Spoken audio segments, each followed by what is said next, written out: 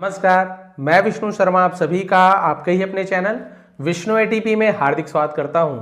आज की स्टोरी आपको बहुत ज़्यादा पसंद आने वाली है। इस प्रकार की स्टोरी हम बहुत ज़्यादा सुनते हैं तो बहुत अच्छा ही लगता है। किसी है ना पक्षियों की कहानी, जानवरों की कहानी, राजा रानियों की कहानी बचपन से हम सुनते आए हैं, लेकिन इसमें आपको एडवांस लेवल की वोकैबुलरीज मिलने वाली है। सबसे पहले तो आप यही देख लीजिए इसका मतलब कितने लोग जानते हैं, ये आप बता देंगे कि नाइटिंगेल, ये नाइटिंगेल क्या होता है, क्या होती है, ये अभी आपको पता चल जाएगा। रिवेंज तो आप सभी को पता है, रिवेंज ऑफ अ नाइटिंगेल, एक नाइटिंगेल का बदला। अब आपको बता दूं नाइटिंगेल का मतलब है बुलबुल, एक पक्षी का नाम है, चिड़िया का नाम बुलबुल। तो बुलबुल पक्षी का बदला है, किससे लेती है, कैसे लेती है, बहुत ही इंटरेस्टिंग स्टोरी है, तो लास्ट तक बने रहेंगे। A nightingale lived in a tree, एक पेड़ में एक बुलबुल रहती थी। For the last few days, यानी पिछले कुछ दिनों से, she had been making a nest, है ना, सी हैड बीन मेकिंग यानी कि बना रही थी। अब यहां पे देखिए क्योंकि समय दिया हुआ है पिछले कुछ दिनों से, तो भाई जब समय दिया हुआ है, रहा है, रही है, तो ये आपका क्या हो जाता है, प्रेजेंट परफेक्ट कंटिन्यूअस टेंस, जहां पे हैड बीन या हैव बीन का सॉरी हैज बीन या हैव बीन का यूज होता है प्रेजेंट में, पास्ट में हैड बीन का यूज होता है, और वर्ब में आईएनजी का फॉर्म, ठीक है। और यहां पे फॉर का यूज किया गया है क्योंकि लास्ट फ्यू डेज, कितने दिनों से वो बता रहा है, लेकिन सोमवार से, मंगलवार से, सैटरडे से, फ्राइडे से, इस प्रकार से यदि दिन दिया होता, या जनवरी से, फरवरी से, या 2024 से ऐसे दिया होता तो वहां पे सिंस का यूज करते, ठीक है। इसलिए देखिए फॉर या सिंस का यूज भी मिल गया, आईएनजी फॉर्म मिल गया, हैड बीन मिल गया। ये आपका present sorry past perfect continuous tense है, क्योंकि हैड बीन है ना, तो मैंने सॉरी प्रेजेंट बोल दिया होगा धोखे में। पास्ट परफेक्ट कंटीन्यूअस टेंस जहां पे समय के साथ रहा था, रही थी, ऐसे यूज किया जाता है। तो देखिए समय के साथ, तो पिछले कुछ दिनों से वह घोंसला बना रही थी। सी वॉज गेटिंग रेडी, है ना, तो वो तैयारी कर रही थी। टू ले हर एग्स इन इट, ले हर एग्स, अब ले एग यानी क्या होता है, अंडे देने को ले एग्स कहा जाता है, ठीक है। Lay her eggs in it, in it यानी इसमें या उसमें, ऐसे यूज किया जाता है। वह उसमें अंडे देने की तैयारी कर रही थी। कौन, वो बुलबुल पक्षी जो थी। A pair of snakes, pair यानी होता है जोड़ा, है ना, ऑफ स्नेक्स लिव्ड इन अ बरो ऑफ द ट्री। बरो, बरो आप सभी को पता है, बरो का मतलब मांद, मांद यानी ये जो खोखला जगह होता है ना, जैसे ये पेड़ है, कोई तना है, वहां पे जो खोखला सा जगह होता है उसे मांद कहा जाता है, ठीक है। तो पेड़ की मांद में दो सांप रहते थे, सांप की जोड़ी रहती थी। They were watching the nightingale, है ना, दे वर वॉचिंग, तो वे देख रहे थे। ये पास्ट कंटिन्यूअस टेंस है क्योंकि वॉज या वर के साथ एनजी फॉर्म, तो रहा था, रहे थे। और वॉचिंग यानी होता है ध्यान से देखना, है ना। नाइट एंगल वो बुलबुल को देख रहे थे। हु वॉज वेरी हैप्पी, जो बहुत खुश थी। एंड प्रिपेयरिंग, तैयारी कर रही थी। टू ले एग्स, अंडे देने की, ठीक है। तो अंडे देने की जो तैयारी कर रही थी उसे देखकर, है ना, वो ध्यान से देख रहे थे। वन फाइनल डे, और एक आखिरी दिन, the nightingale laid 2 eggs. Nightingale, है ना, मैं नाइट एंगल पढ़ दिया था, नाइटिंगेल है, प्रोनाउंसिएशन में यहां पे गलती हो गई, नाइटिंगेल, नाइटिंगेल, हाँ नाइटिंगेल है, ठीक है। तो मैंने नाइट एंगल बोल दिया था, उसके लिए सॉरी। तो इसे आपको ध्यान देना है, इसे हम नाइटिंगेल पढ़ेंगे। अभी अचानक से ध्यान आया मुझे, बोलने के बाद तो याद नहीं रहता क्या बोले हैं, इसलिए मुझे ऐसा डाउट हो कि मैंने नाइट एंगल बोल दिया था, इसे नाइटिंगेल कहा जाता है। तो मैं यहाँ पे लिख ही देता हूँ ताकि आप लोग उसे उतार सके। ऐसे देखिए, है ना, यहाँ पे नाइटिंग लिख देते हैं, ये नाइटिंग और गेल, नाइटिंगेल ऐसे इसे पढ़ा जाता है, नाइटिंगेल। बुलबुल जिसका मतलब होता है बुलबुल, जो पक्षी है ना, बुलबुल, उसे आप लोग की तरफ क्या बोलते हैं वो आप लोग बता देंगे, यदि पता होगा तो। क्लियर है। नाइटिंगेल लेड 2 एग्स, और आखिरी दिन उसने दो अंडे दी, है ना, पक्षी ने। सी वॉज चिरपिंग, चिरपिंग यानी क्या होता है, जैसे चहचहाट, है ना, चहचहाना, उसे चिरपिंग कहते हैं। तो वॉज के साथ, तो वह चहचहा रही थी, हैप्पीली, खुशी से, हियर, यहां, एंड देयर, और वहां, ऑन। अब हियर एंड देयर का मतलब क्या, यहां वहां, इधर उधर, उसे हियर एंड देयर कहते हैं। वो यहां वहां चहचहा रही थी। On the branches of the tree, पेड़ के शाखाओं में। शाखा आप सभी को पता है ना, ब्रांच, है ना, ये जैसे वृक्ष है तो इसमें बहुत सारी ऐसे शाखाएं होती है, उसे ब्रांचेस कहा जाता है। तो पेड़ की शाखाओं में इधर उधर वो चहचहा रही थी, बस खुशी से, क्योंकि भाई उसने अंडे दी है। She did not want to leave her eggs alone. She did not want, वह नहीं चाहती थी, नहीं चाहती थी। पास्ट सिंपल टेंस का निगेटिव सेंटेंस है। अब क्योंकि पास्ट सिंपल टेंस में आप सभी जानते हैं कि अफर्मेटिव में सेकंड फॉर्म लगता है, वांट का वांटेड हो जाता है, बट आपको ध्यान देना है, हालांकि सुनने में तो वही लग रहा है, सी डिड नॉट वांट, वह नहीं चाहती थी, तो सर चाहती थी, खाती थी, पीती थी, इनके लिए तो हम क्या करते हैं, है ना, खाता था, जाता था, तो हम यहाँ पे वर्ब का सेकंड फॉर्म का यूज करते हैं, वांटेड, प्लेड, है ना, तो लुक, लुक्ड। तो यहाँ पे फर्स्ट फॉर्म क्यों लिखा गया है? तो आपको हमेशा जो टेंस जानते हैं उन्हें तो पता ही है, उनको बताने की जरूरत नहीं है, लेकिन जो टेंस नहीं जानते समझना है। तो जब भी डिड का यूज हो जाए, डिड या डिड नॉट का यूज आपको मिल जाए, है ना, या फिर डिड पहले हो सब्जेक्ट के पहले इंट्रोगेटिव सेंटेंस, या फिर डिड नॉट आपको मिल जाए, तो आप वर्ब का फर्स्ट फॉर्म का यूज करेंगे। डिड नॉट वांटेड नहीं बोलेंगे, डिड नॉट वांट बोलेंगे। वह नहीं चाहती थी, टू लीव यानी होता है छोड़ना, जाना, हर एक्स अपने अंडों को अलोन, अकेले। क्लियर है? तो अपने अंडों को अकेला नहीं छोड़ना चाहती थी। But she had to go, had to go, had to go, उसे जाना पड़ा, तो भाई कुछ करना पड़ा, हम वहां पे हैड टू का यूज करते हैं, ठीक है, हैड टू। जैसे I had to learn English, मुझे इंग्लिश सीखना पड़ा, है ना।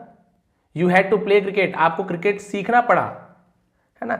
They had to drive a car, उन्हें कार चलानी पड़ी, तो भाई वहां पे हैड टू के साथ वर्ब का फर्स्ट फॉर्म का यूज होता है। आपको ऐसे कंफ्यूजन नहीं होना चाहिए कि सर हैड लिखा है तो वर्ब का थर्ड फॉर्म लगा दें, क्या हम पास्ट परफेक्ट टेंस तो नहीं है, नहीं, ऐसे नहीं है।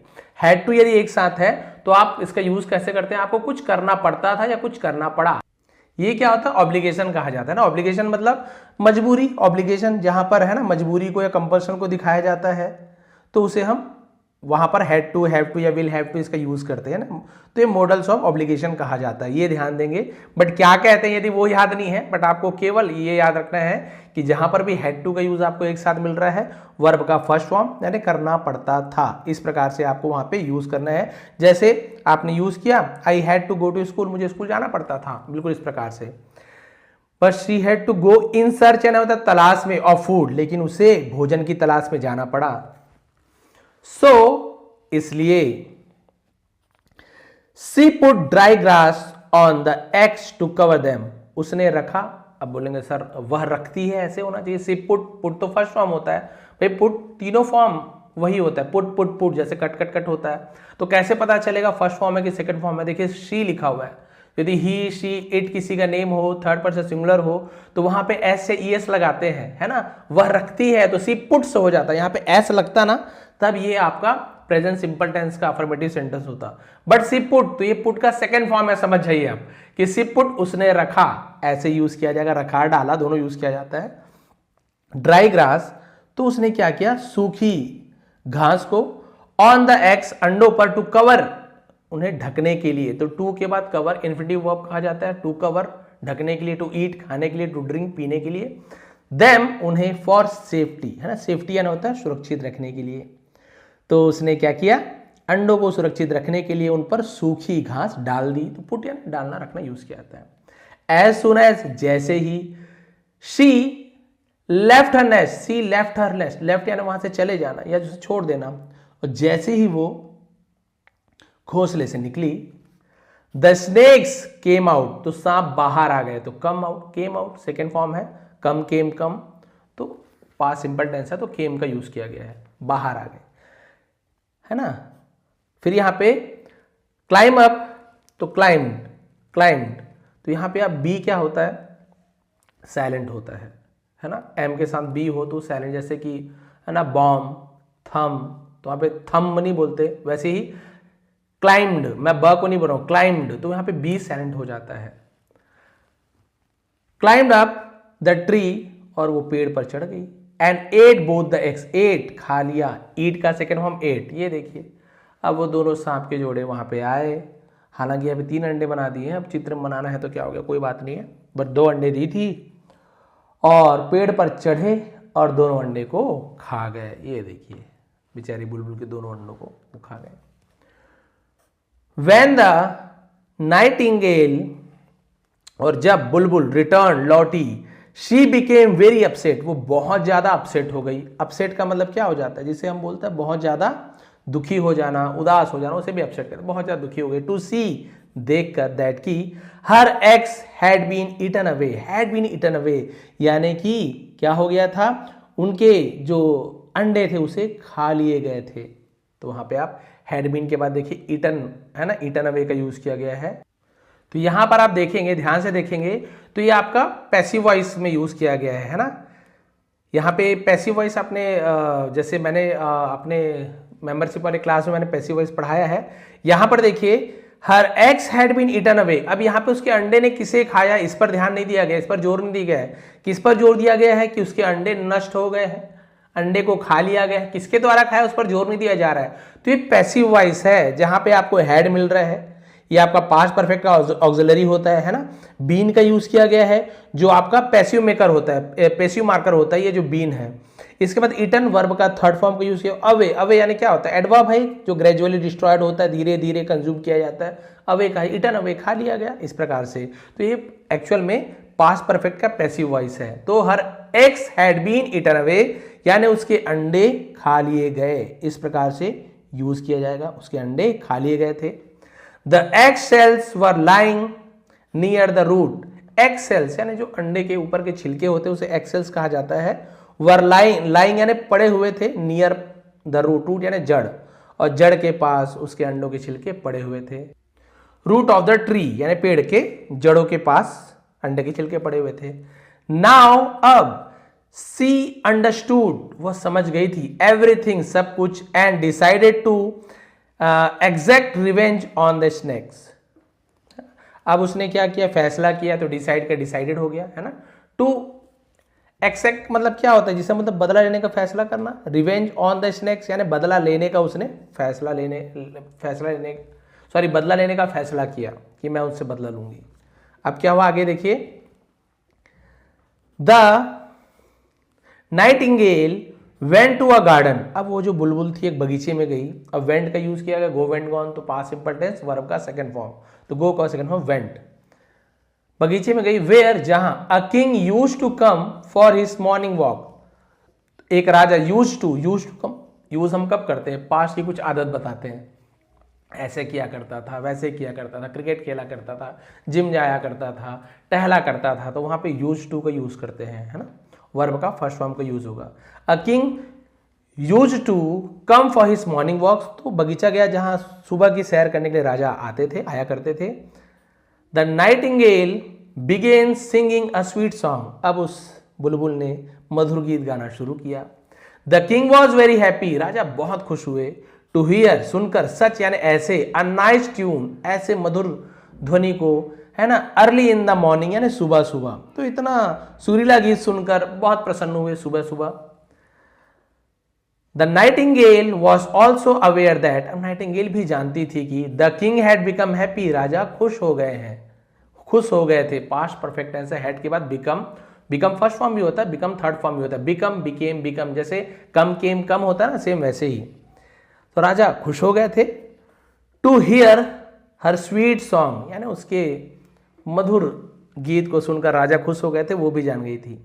द किंग रियलाइज दैट, राजा को एहसास हुआ कि the sweet song of the Nightingale made him feel fresh, तो उस बुलबुल की जो मधुर गीत है ना, मेड हिम, तो ये मेड पॉजिटिव वर्ब है, थर्ड पर्सन आप पर कुछ काम करवाता है तो वहां पे मेक की जगह चेंज होते जाता है। वैसे मेक पॉजिटिव वर्ब है तो मेक का मेड हो जाता है पास्ट में, कंटिन्यूअस टेंस है तो मेकिंग हो जाएगा, है ना। अफर्मेटिव में यदि आपको सिंपल मिलता है पास्ट प्रेजेंट सिंपल में तो मेक्स हो जाएगा सब्जेक्ट के हिसाब से, तो वो चेंज होते रहता है। तो मेक हिम फील, उसे महसूस कराते थे, ये देखिए उसका गाना राजा को महसूस कराते थे। इसलिए कोई थर्ड पर्सन आपसे कुछ काम करवाते हैं ना, जैसे है ना, you are making me angry, आप मुझे गुस्सा दिला रहे हो, तो मैं गुस्सा नहीं हो रहा हूं, आप मुझे गुस्सा दिला रहे हो, तो उसे कंटिन्यूअस टेंस में you are making me angry. अब इसे मेड में, यू मेड मी एंग्री, तुमने मुझे गुस्सा दिलाया पास्ट में, तो वहां पे मेड हो गया, तो वही मेक क्या है, चेंज होते रहता है। फ्रेश, उन्हें ताजगी महसूस कराई, एंड ही रिमेन्ड हैप्पी, और वो खुश हो गए, है ना, थ्रू आउट द डे यानी दिन भर, तो उसे थ्रू आउट कहा जाता है। अब राजा दिन भर प्रसन्न रहते थे। So the king made it his everyday routine, तो राजा ने उसे अपना रोज का क्या करना, रूटीन बना लिया, दिनचर्या बना लिया।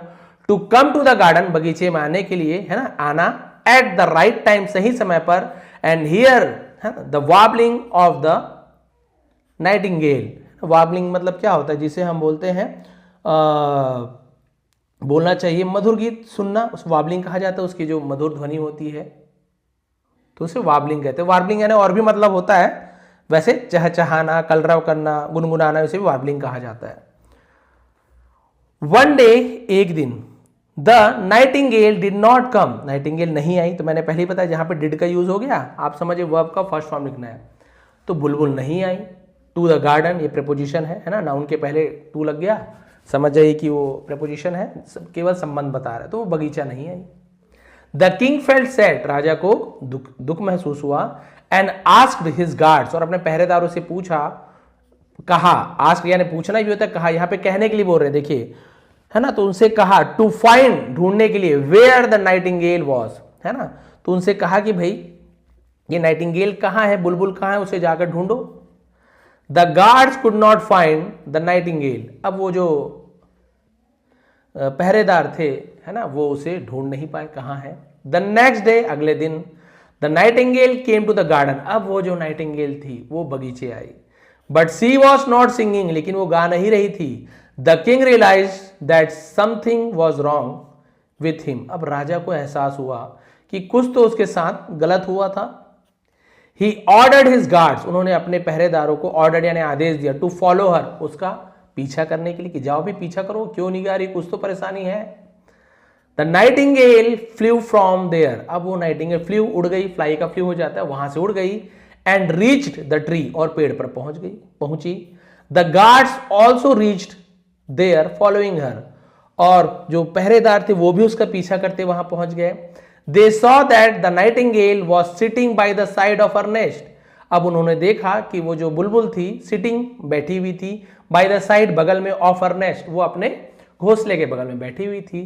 There were 3 eggs in it, और वहां पे 3 अंडे थे। अब इस बार फिर अंडा दी होगी, 3 अंडे थे। She had laid eggs again, उसने फिर से अंडे दिए थे। The nightingale already had a small pebble in her beak, अब पहले से ही उसके चोंच पर, है ना, बीक क्या होता है, चोंच, पहले से ही एक छोटे से वो क्या रख ली थी, पेबल यानी होता है कंकड़, पहले से उसने एक कंकड़ रख लिया था बुलबुल ने।